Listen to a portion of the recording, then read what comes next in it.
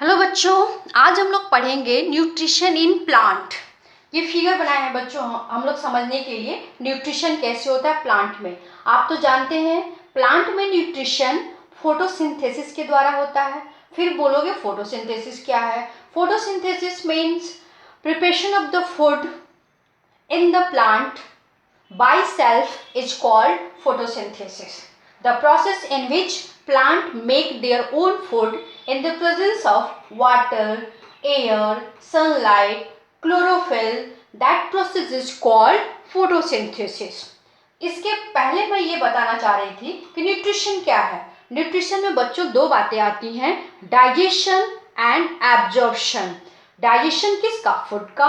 That means food का breakdown होता है और फिर उसका यूटिलाइजेशन होता है, वो न्यूट्रिशन कहलाता है। तो न्यूट्रिशन इन प्लांट में फोटोसिंथेसिस में आप लोगों ने जाना कि plant water, air, sunlight, chlorophyll की उपस्थिति में ये फूड बनाया C6H12O6। ये इसका प्लांट का फूड है और साथ में ऑक्सीजन रिलीज करता है एटमॉस्फेयर में। तो ये कंप्लीट प्रोसेस को फोटोसिंथेसिस कहते हैं। फोटोसिंथेसिस के कुछ मैकेनिज्म होते होंगे, कुछ एसेंशियल रिक्वायरमेंट होता होगा। तो एसेंशियल रिक्वायरमेंट में यही होता है, इसको बेसिक रॉ मटेरियल भी कहते हैं। एसेंशियल रिक्वायरमेंट में वाटर चाहिए, कार्बन डाइऑक्साइड चाहिए, सनलाइट चाहिए और प्लांट में ही क्लोरोफिल पाया जाता है, तो वो तो प्लांट के पास है ही। तो ये सब रॉ मटेरियल्स चाहिए किसके लिए? फोटोसिंथेसिस के लिए, फूड प्रोडक्शन के लिए। अब देखिए प्लांट्स को ऑटोट्रॉपिक होता है ना, दैट मीन्स ये अपना फूड स्वयं प्रिपेयर करता है, इसीलिए इसको कहते हैं ऑटोट्रॉपिक न्यूट्रिशन। अब हम लोग देखते हैं कि कैसे ये सारे रॉ मटेरियल्स फूड के प्लांट के लीफ तक पहुंचता है। लीफ तक ही क्यों पहुंचता है? क्योंकि प्लांट के लीफ में ही फूड का प्रोडक्शन होता है, दैट मीन्स फोटोसिंथेसिस होता है। इसलिए लीव्स को कहते हैं प्लांट्स का फूड फैक्ट्री और किचन ऑफ द प्लांट। देखते हैं बच्चों, यहाँ से वाटर, आप जानते हैं रूट क्या करता है? वाटर मिनरल्स एब्जॉर्ब करता है। तो यहाँ से वाटर एब्जॉर्ब करते हुए कहाँ पहुँचा? प्लांट्स के डिफरेंट पार्ट्स में पहुँचा और इस तरह से लीफ में भी पहुँच गया वाटर। अब देखते हैं CO2 कैसे पहुँचेगा।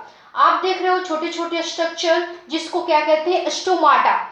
स्टोमाटा का ये स्ट्रक्चर है, इन दोनों को गार्ड सेल कहते हैं और ये ओपनिंग है। इसी ओपनिंग के द्वारा, इसको स्टोमेटल ओपनिंग कहते हैं। इसी ओपनिंग के द्वारा एयर अंदर आता है, लीफ में आता है। एटमॉस्फेयर से एयर लीफ में इस स्टोमेटल ओपनिंग के द्वारा अंदर आता है। तो आपने समझ गया, CO2 भी पहुंच गया।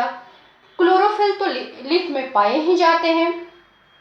तो क्लोरोफिल कैसे यूज करता होगा लीफ, वो देखते हैं। तो क्लोरोफिल क्लोरोप्लास्ट सेल में पाए जाते हैं और क्लोरोप्लास्ट सेल तो प्लांट में पाया ही जाता है। उसका ये क्रॉस सेक्शन है, इसमें हम लोग देखते हैं क्या क्या स्ट्रक्चर होते हैं। स्ट्रोमा एंड ग्रेना, ये लाइट रिएक्शन के लिए, दैट मीन्स थैलेक्वाइड कहते हैं। सिंगल को थैलेक्वाइड कहेंगे, जब ये बंडल में रहेगा तो इसको स्टॉक ऑफ थैलेक्वाइड कहेंगे। और यहीं पे बच्चों लाइट रिएक्शन होता है।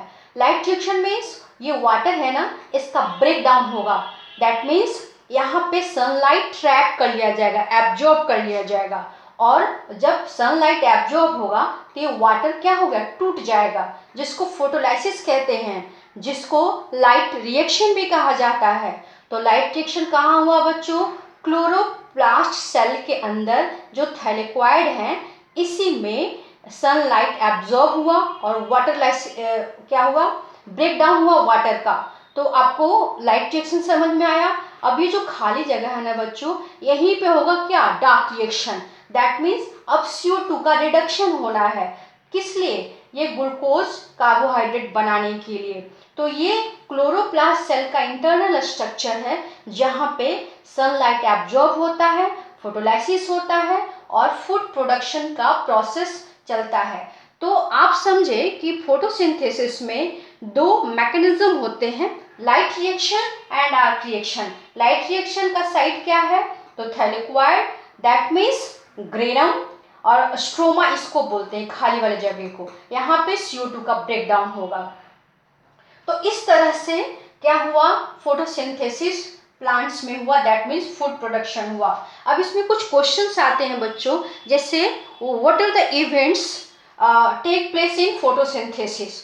तो इवेंट्स का मतलब होता है कि इसमें जो जो कुछ हुआ होगा फूड फॉर्मेशन के लिए, उन सबको इवेंट्स कहते हैं। एज फॉर एग्जाम्पल, जैसे सनलाइट तो चाहिए, सनलाइट चाहिए ना, तो इसमें क्या होगा, सनलाइट किस लिए चाहिए, तो ये सनलाइट चाहिए ये C6H12O6 बनाने के लिए। तो एक तरह का केमिकल रिएक्शन हो रहा है, तो चाहिए sunlight convert into chemical energy. Splitting of water मतलब वाटर के ब्रेकडाउन के लिए चाहिए। तो क्या हो रहा है यहाँ, स्प्लिटिंग हो रहा है, पानी का टूटना हो रहा है किसके प्रेजेंस में, सनलाइट में। उसके बाद से रिडक्शन ऑफ CO2, इसका भी ब्रेकडाउन होगा, तो तीसरा इवेंट हो गया।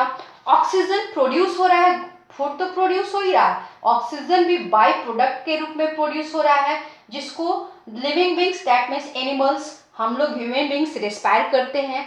तो ये चौथा इवेंट्स हो गया। पांचवा, सनलाइट एक्टिवेट क्लोरोफिल। जो ये क्लोरोफिल इसमें लीफ में पाया जाता है, वो किसके द्वारा एक्टिवेट होता है, सनलाइट के द्वारा, तभी तो वाटर ब्रेकडाउन होता है। तो ये सारे क्या कहलाए, इवेंट्स कहलाए। Thank you.